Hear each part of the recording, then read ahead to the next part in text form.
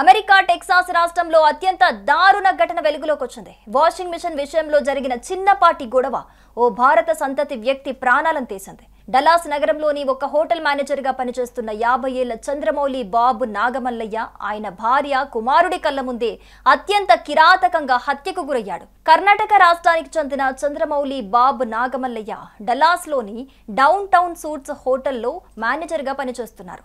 Cabos Martinez అనే 37 ఏళ్ల వ్యక్తి సైతం అదే హోటల్లో పనిచేస్తున్నాడని పోలీసులు తెలిపారు. సరిగ్గా పనిచేయని ఒక వాషింగ్ మిషన్ విషయంలో వీరిద్దరి మధ్య స్థానిక కాలమానం ప్రకారం బుధవారం ఉదయం గొడవ మొదలైంది.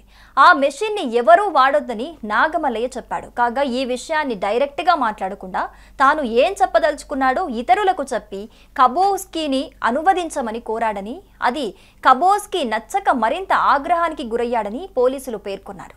కబోస్ మార్టినేజ్ ఒక పెద్ద కత్తి తీసుకుని నాగమల్లయ్యను వెంటాడి దారుణంగా నరకడం సీసీటీవీ ఫుటేజ్లో స్పష్టంగా రికార్డైంది. ఈ దాడిని ఆపడానికి నాగమల్లయ్య భార్య కుమారుడు ప్రయత్నించినా కూడా నిందితుడు ఆగలేదు. నిందితుడు కబోస్ మార్చెట్తో నాగమల్లయ్యను పదే నరికాడు. నిందితుడు నాగమల్లయ్య శరీరం నుంచి తలను వేరు చేసే వరకు కత్తితో నరుకుతూనే ఉన్నాడు.